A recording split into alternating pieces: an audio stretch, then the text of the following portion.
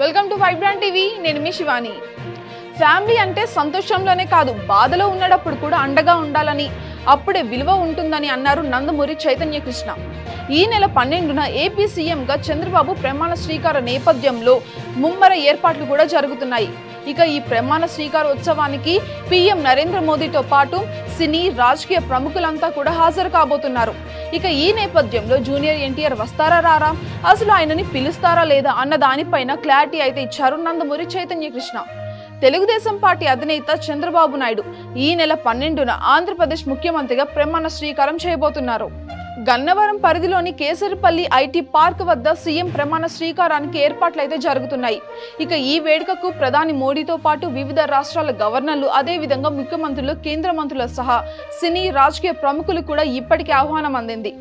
ఇక ఈ నేపథ్యంలో జూనియర్ ఎన్టీఆర్ ఈ ప్రమాణ స్వీకారానికి వస్తారా రారా, అసలు ఆయనని ఆహ్వానిస్తారా లేదా అన్న దానిపైన సర్వత్రా ఆసక్తి నెలకొంది.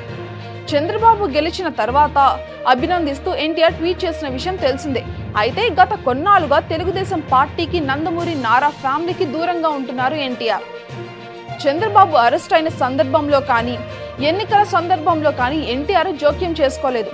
తన సినిమాలు తాను చేసుకుంటూ రాజకీయాలకు చాలా దూరంగా ఉంటున్నారు.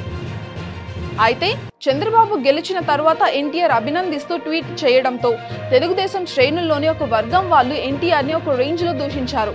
ఇక దీంతో ఎన్టీఆర్ ఫ్యాన్స్ వర్సెస్ చంద్రన్న అభిమానుల మధ్య ట్విట్టర్ వార్ అయితే బాగా నడుస్తోంది. ఇక ఈ నేపథ్యంలో అసలు చంద్రబాబు ప్రమాణ స్వీకారానికి ఎన్టీఆర్ హాజరవుతారా లేదా, ఇక దీనిపైన క్లారిటీ ఇచ్చేశారు నందమూరి హీరో చైతన్య కృష్ణ. ఫ్యామిలీ అంటే సంతోషంలోనే కాదు, బాధలో ఉన్నప్పుడు కూడా అండగా ఉండాలని హితవు పలుకుతూ ఎన్టీఆర్ని పిలిచినా వస్తాడో రాడో అనే అనుమానాన్ని కూడా వ్యక్తం చేస్తూ ఎన్టీఆర్కి నందమూరి ఫ్యామిలీతో ఉన్న విభేదాలపైన ఓపెన్ అయ్యారు. తాజాగా ఒక ఇంటర్వ్యూలో చైతన్య కృష్ణ మాట్లాడుతూ, బుద్ధి లేని వెధవలు మా ఫ్యామిలీ గురించి నోటుకొచ్చినట్టు మాట్లాడుతున్నారు. చంద్రబాబు గారి గురించి, అదే విధంగా ఆయన భార్య గురించి కూడా నీచంగా మాట్లాడారు. జగన్ భార్య భారతి గురించి తెలుగుదేశం పార్టీ కార్యకర్తలు కానీ, అదే విధంగా నాయకులు కానీ తిట్టిందే లేదు. మా ఫ్యామిలీ వాళ్ళు కానీ, నారా వారి ఫ్యామిలీ కానీ భారతిని తిట్టలేదు. రాజకీయాల్లో మహిళల గురించి అసలు మాట్లాడడం సరికాదు, హుందాగా వ్యవహరించాలి. ఆ రోజు చంద్రబాబు నాయుడు గారు చాలా దారుణంగా కించపరిచినప్పుడు కూడా మీ మావయ్య గారు ఏడుస్తున్నారు అంటే నాకు ఫోన్ వచ్చింది. అదేంటి ఆయన ఏడవడం ఏంటి అని నేను షాక్ అయ్యాను.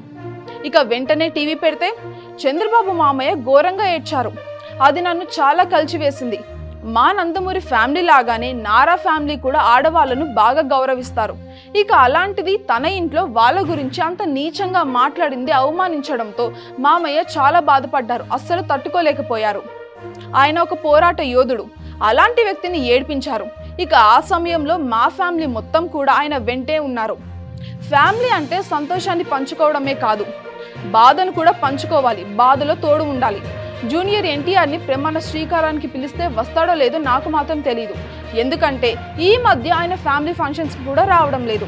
నందమూరి ఫ్యామిలీ ఫంక్షన్స్కి రావడం మానేశారు ఎన్టీఆర్. ఇక తెలుగుదేశం పార్టీ కార్యక్రమాలు కూడా హాజరు కావడం లేదు. ఇక పిలిచినా రావడం లేదు, కాబట్టి పిలుస్తారో లేదో నాకు తెలియదు అని అన్నారు నందమూరి చైతన్య కృష్ణ.